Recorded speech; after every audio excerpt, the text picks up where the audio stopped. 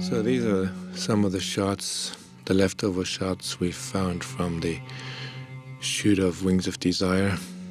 In the very beginning there's a sequence with lots of different cars and their drivers. Among them, this guy who's poking his nose. And this guy is telling a joke.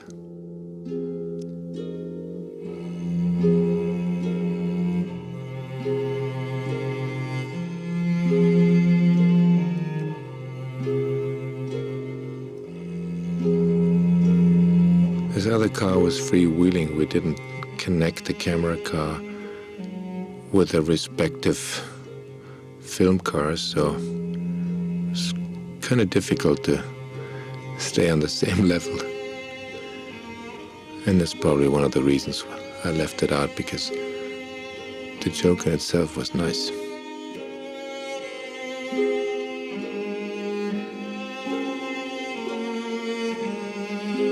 All these scenes were in the cut once, and as we edited the film on a flatbed, all the scratches you see are due to the fact that at the time the film suffered a bit, and that's all I found.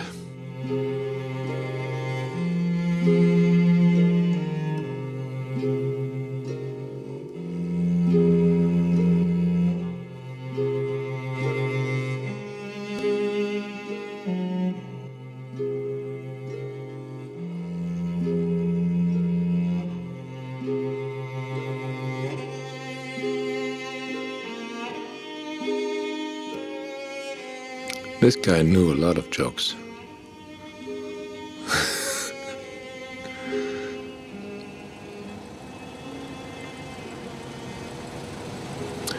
This is from the very beginning, when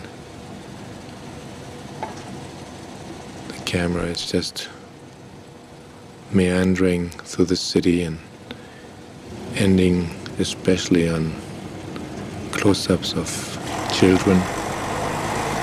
Most of them are looking up into the sky, and this is one shot we didn't use, with the back of an old VW.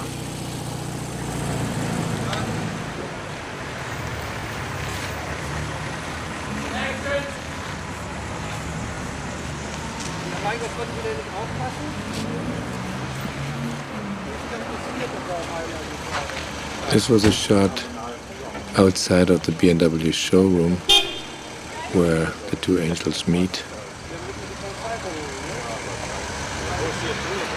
The two rock and roll musicians there, they were both in Crime and City Solution, whom you see later on playing on stage.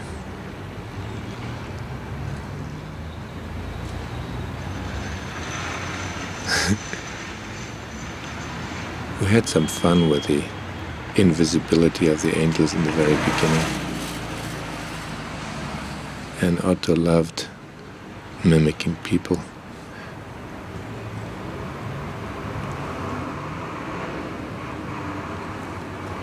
This was preceding the actual scene that is now in the cut.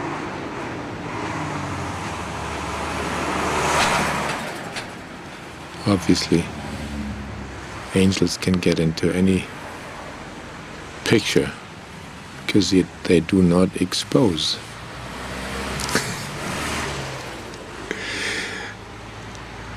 I mean, you can clearly see that Otto is a real clown. Should have kept this in, I think, now.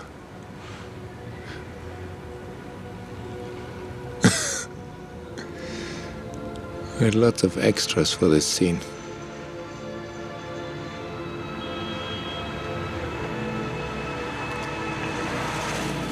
On the corner of Kurfürstendamm and Bleibtreustraße, you see one of my favorite movie theaters in Berlin in the background, the Cinema Paris.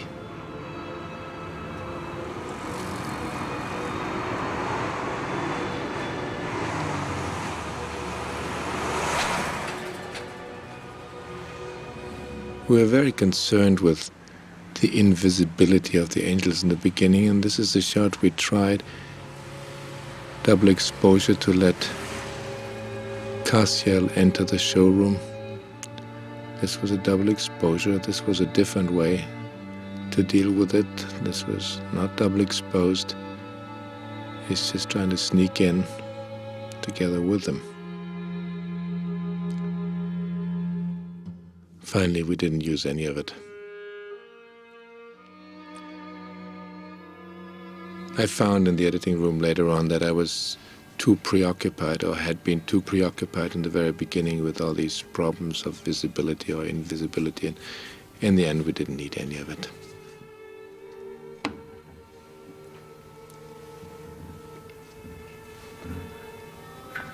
I regret this scene though. The old Kurt Bois, Homer as he's called in the film, just studying the globe with his ever-present guardian angel, Castiel, at his side.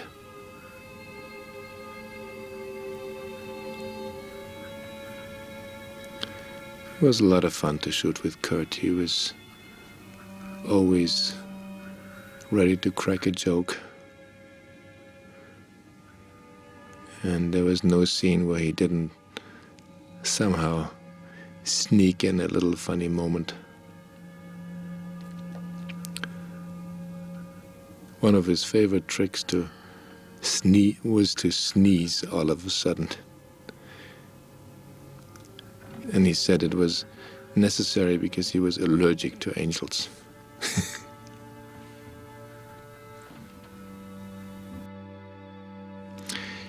In the background you see the library, which is one of the main locations of the film where the angels are living, so to speak.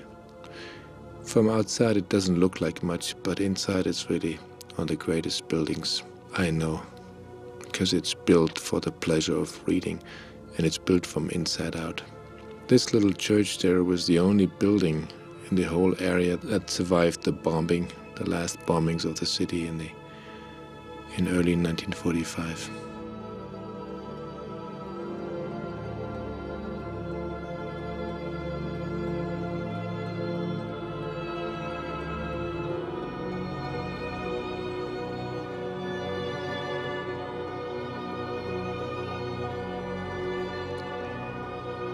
At the time when we shot the film here on Potsdamer Platz, the only building, and it's still standing, was this house here, the Hut House. It's still now there with lots of skyscrapers around it. And it's my orientation today to find out where everything was at the time here. The wall was going right by it. And if you go visit the Potsdamer Platz today, and if you find the Hut House, you can vaguely see where we shot all this, and that this was really once a total no man's land. Right here, where we're shooting these birds, is where the Sony Center is today. In the background there you see the former Esplanade Hotel. So the two of them are standing right in the middle of the present Sony Center.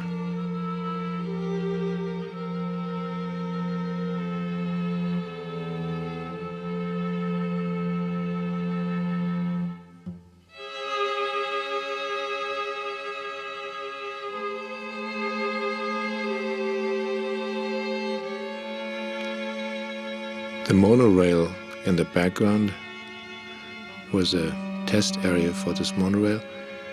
It was actually sold to China later on, years later. It was never built in Berlin, but they did build it in China.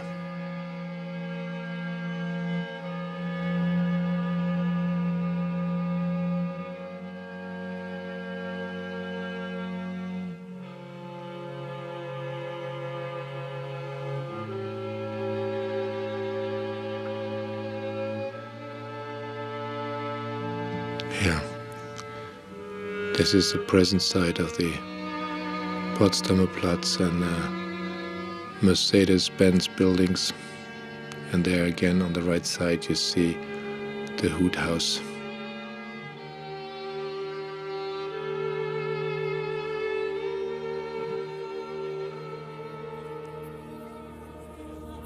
It's difficult to imagine all of this from today. This wasteland. We didn't even put those chairs there, they were standing there.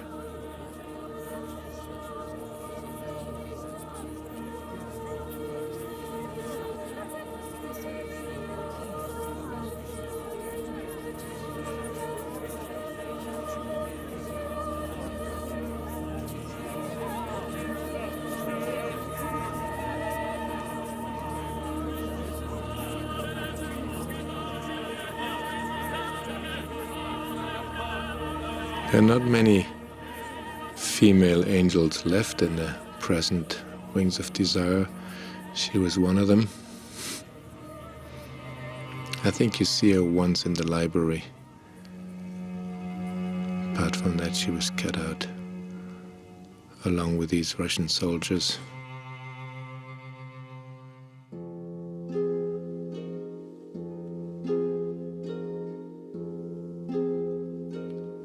Yeah. Also this wall there, the Walhalla, is no longer there, of course. Again, we're in the middle of the Sodi Center today.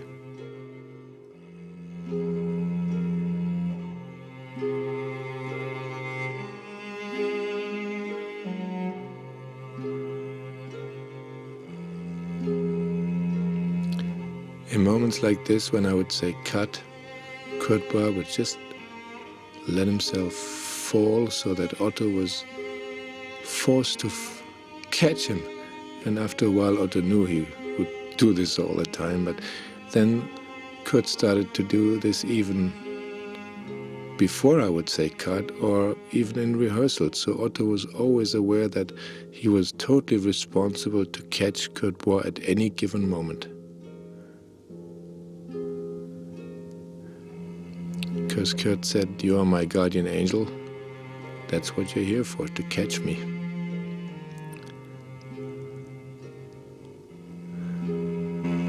Yeah, I think I shot this scene strictly because of the graffiti, "Waiting for Godard," instead of "Waiting for Godot."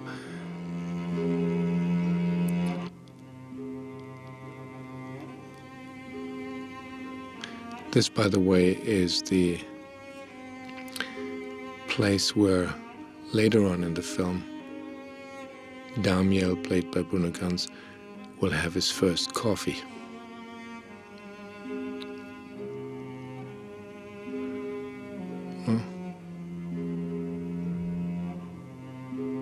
Here you have the scene twice.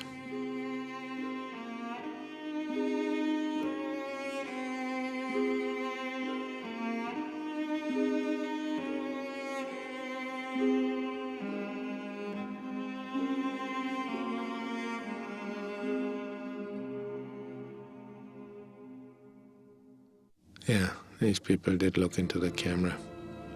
That's why I didn't use it.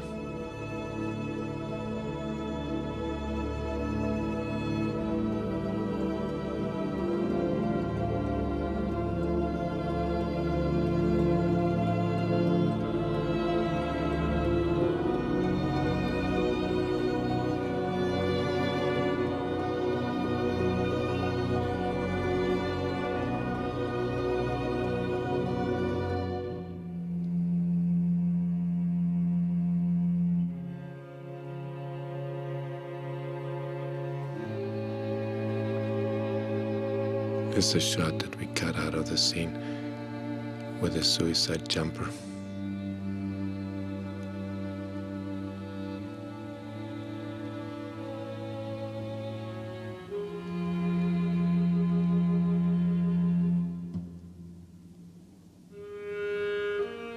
Oh, this one, boy. Before we knew how the angels would look, we tested all sorts of wardrobe ideas, and one of them were these armors. We didn't use them in the end, but as we had those beautiful copper things, we decided to, at least then in the end, would bring them back, and this one is the one that fell onto Damiel's head when he became a human being, and so he carries it with him to sell it for this outfit here.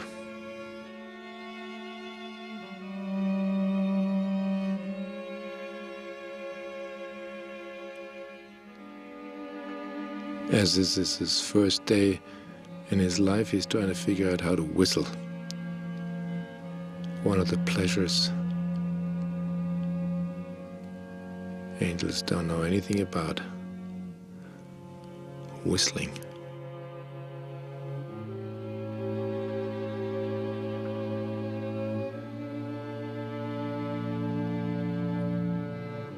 This little scene got cut out. It was before the two of them meet in the Nick Cave concert. Marion and Damiel.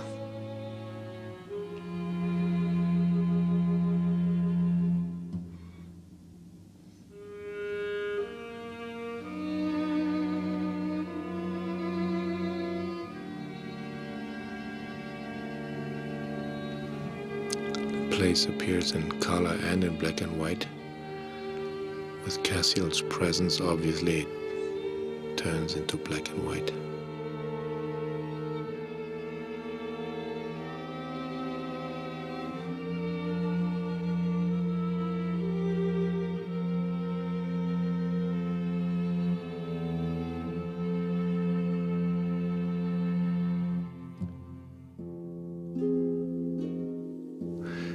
I left this shot out because it was so strange that it was starting to snow for just half an hour, and then the whole snow was gone again. It was so bizarre that there was snow in the film that I left it out. This is a shot I did once 30 years earlier for my very first film, Summer in the City, with Hans Zischler. And at the time I did it for the same reason I did it here in Wings of Desire, because in the background you see what I consider the most beautiful building in the city of Berlin, built in the 20s. Gorgeous building, the Shell House.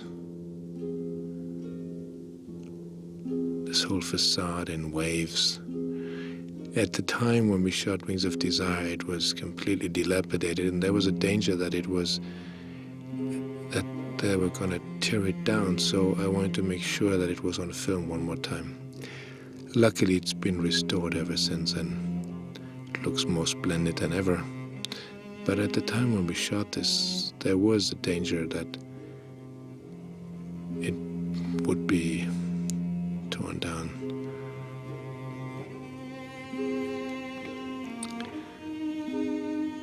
The scene of the circus coming down is also not in the film. You just see it gone. We shot the whole deconstruction of it, but couldn't really use it in the editing.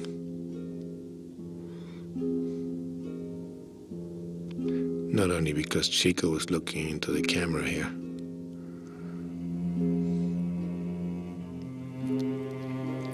This is another place that's just gone now. There's a whole supermarket built at this empty spot.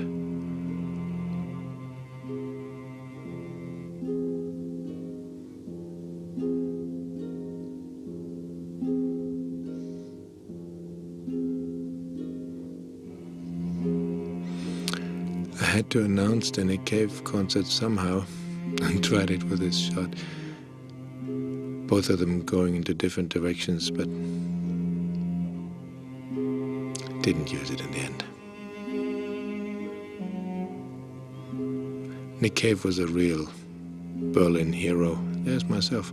A Berlin underground hero in the early 80s. He lived in Berlin at the time, and It was inconceivable for me to make a film in Berlin without showing one of his concerts. A whole gang of Australian rock and roll musicians living in Berlin.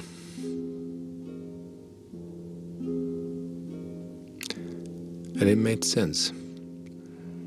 Somehow the climate of the city and the music that Nick was making at the time, All the Bad Seeds, that just was inconceivable anywhere else. This is a whole scene that we cut out. This is while Marion and Daniel meet in the bar, at the very end of the film. I did have Cassiel become a human being too. He so much wanted to be human, and he had fun with it. Although he didn't quite know yet how to drink beer. But as you know, in the film, Cassiel remains an angel, and we cut out this scene here. And we also cut out the following scene, and you might be surprised what's happening. See, this is after the dialogue between Marion and Daniel, and Cassiel shows up. And if you've seen the film, you might have wondered why there's this cake standing next to this tender scene and this long dialogue between the two of them. Now you know why that cake was there. Because we needed it for the first encounter between these two old friends.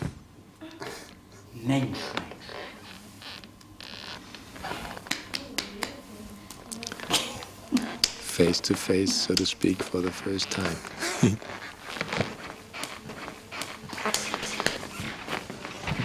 Ow!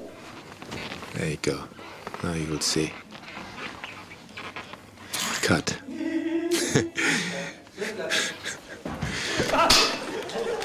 I'm showing you the rushes here, not the cut version. So from the moment when he grabbed the cake, we would have cut to these two girls. And then, actually you can take this and put it into your computer and edit it yourself. How do you like that? So this is the continuation of what we had before. And maybe you cut here.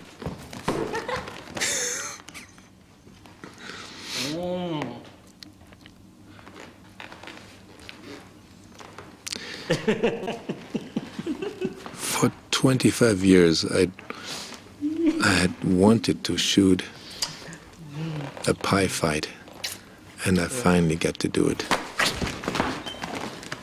Oh, pardon. But it didn't survive.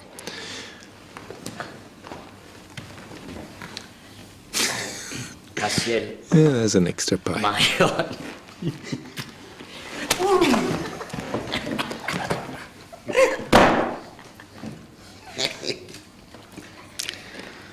Yeah, the material looks pretty abused, as you see. That's been lying on the editing room floor.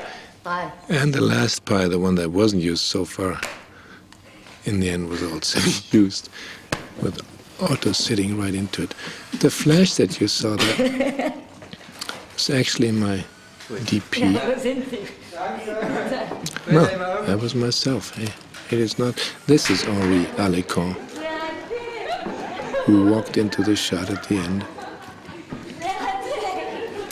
because he loved the scene, and he threw a leftover piece of pie into Solveig's face, and Solveig threw one into my face. You see, it was getting totally out of hand. That's what you get from shooting pie fights.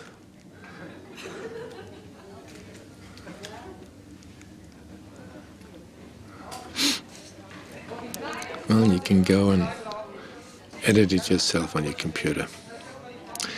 There's a few extra shots you might want to use, like from the wide shot when Bruno is grabbing the cake, you can go right in here. Just download it into your computer and use Final Cut or whatever you have, and you can edit the scene yourself. Giving you a few options here. Duck. This was the B camera that was running at the same time. Cassiel, Marion. That piece was missing. That piece, I just didn't find it again. That was in between there. That was lost forever on the cutting room floor. Herr Ober, ein Bier. 2. 3.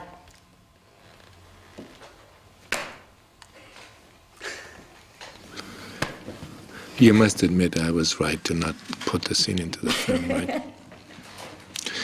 I never know whether I seriously wanted to use it. I just know I shot it the last day, and it was actually a good way to end the shoot and go right into the party.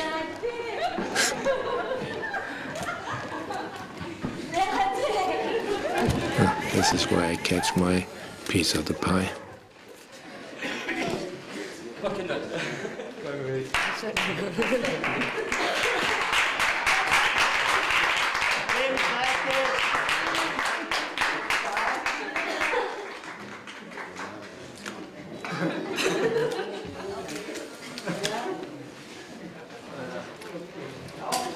...520, 5 die zweite.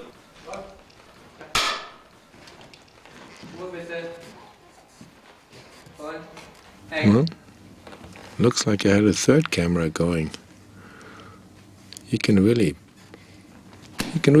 do a lot with these scenes, with these shots. I mean, you might actually cut a great scene together.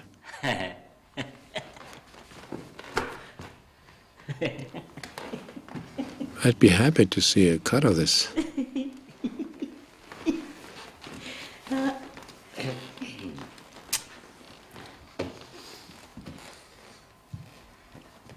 This is a second take. This is not a... this is a whole different version. Oh. This is a whole different version, yeah. In the other one, she was pushing his head into the cake, but this is a very different version.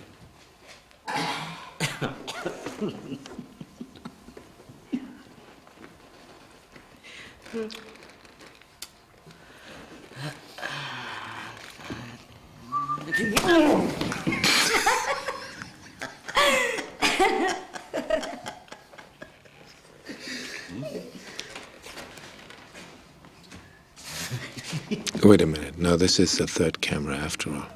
What am I telling you? You see, I forgot all about this. Ein Bier. 2.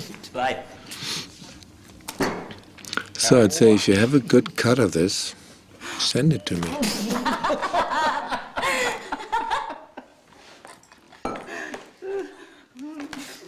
Send it to my website. Wim-Wenders.com. And whoever does the best cut will get pie from me. This is endless material. I didn't even remember we shot all this. Boy. And I must have used those in between because, I don't know, there were pieces missing.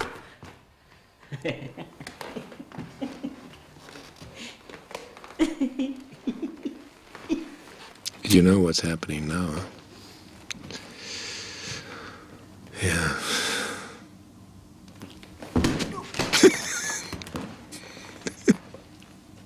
Oh.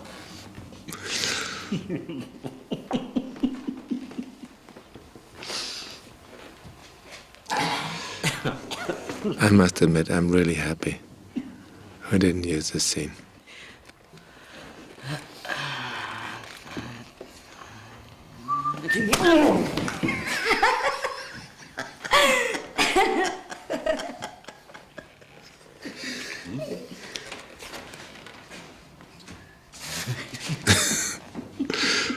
Oh boy, what a disaster. Herr Ober, Sometimes it's good to shoot a scene like this 2. on your last day, when you're all finished. Herr Ober. It was a great way to begin the rap party.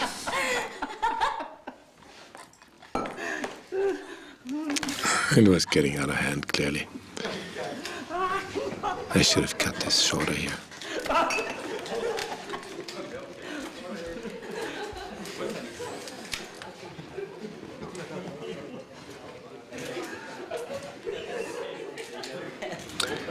Anyway, now you know how the film could have ended and how silly directors get sometimes.